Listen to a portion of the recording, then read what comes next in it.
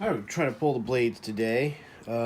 We've got set screw hex, H-E-X. So let's see what size fits. I believe it was fairly large.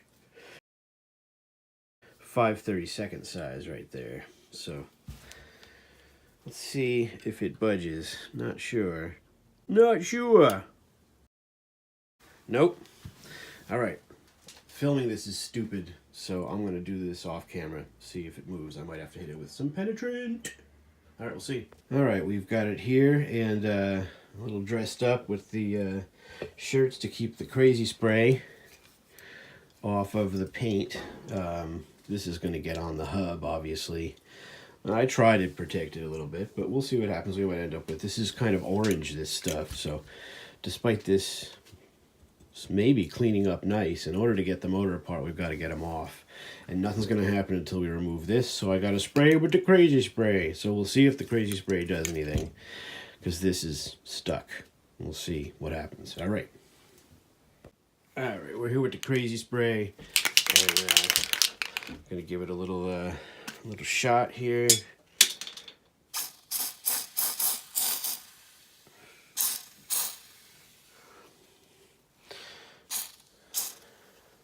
So there you go. Don't know if that's going to help. We'll see. Stay tuned. All right, so we're back with the cold air Monarch Knapp. I sprayed some of the spray on it about an hour and a half ago.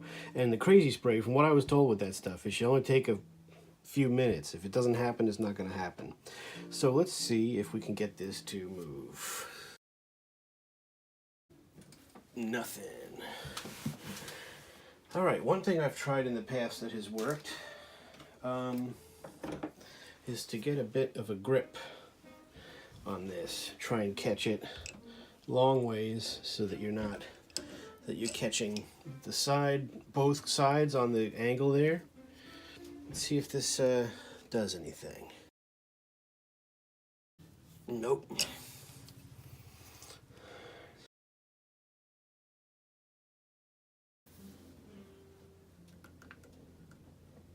Nope.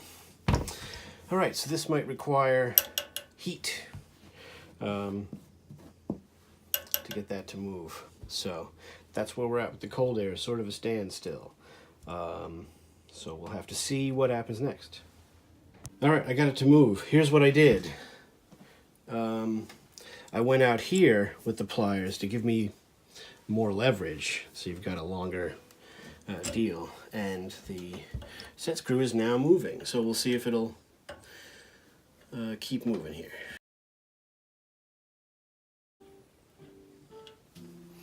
Pretty substantial set screw. We'll put that in a safe place and we'll come back, see if the blades move. They might, you never know. All right, 9 times out of 10 you're going to need a puller, but let's see if the blades move.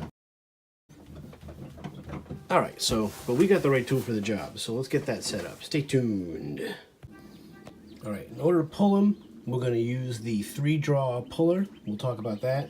And we're going to need a spacer. What you need is a spacer, and you need something that's hollow on the end. That should be really flat on the bottom. You want something that's lesser than the diameter of your shaft. I think this is pretty close, because you don't want this to get pressed into your thing. So we should be okay. So that's what we have here. And the reason we want an open end there is because the puller has a point on the end, and if you just put this on a flat piece of metal stock, I find it's a little wonky and doesn't really give you what you need. But with this and the open end, it'll nestle in there quite nicely. Also, the other thing I wanted to say was, what's nice about this is a fairly long spacer. I think this is going to work good because this way it will not fall once the blade hub is. This is long enough that it should be fairly proud even when it's pressed all the way through. What I worry about with if you have a smaller spacer, if it fell down into your motor, you could damage your windings, and then that defeats the whole purpose of all this. All right, my awesome spacer is too long, so that's not going to work. I need to find something else. All right, as you can see, I had to use a smaller spacer, and the tip of the puller isn't really, it's just resting on the point. I really want something that has an opening so there's more of a shoulder for the puller to press on. So I'm going to try and have that other piece cut shorter so that it'll fit under more of these blade hubs. This might work. Again, with such a small spacer, I'm worried about it falling down into the motor, but this might be a start. Let's see how we do. All right, so the next thing you're going to do is you're going to get your wrench ready to hold the top, and then you're not going to wrench on the nut. You're instead going to turn the blades in the direction that keeps that going down, and we want to turn this way with the wrench, so that means we want to move the blades this way and hold this stationary. And that's how I like to do it, so that you're not putting too much pressure on any of this.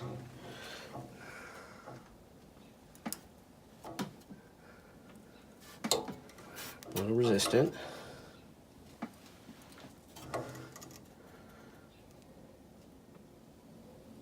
It's quite stiff, but I think it's moving.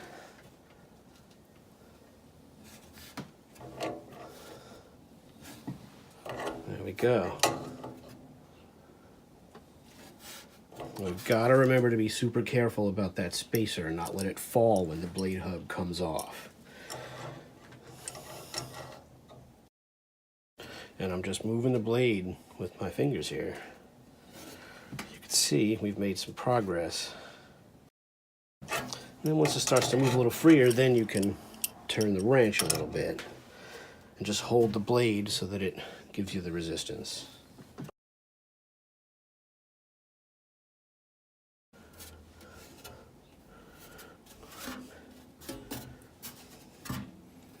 All right, we're close. Definitely close. We're past the set screw. But what I just learned is you don't want to stop, because if it goes the other way, then you could lose your footing here.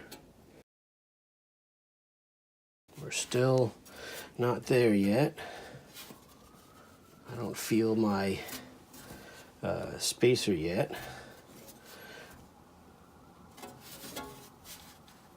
We've got to be close now.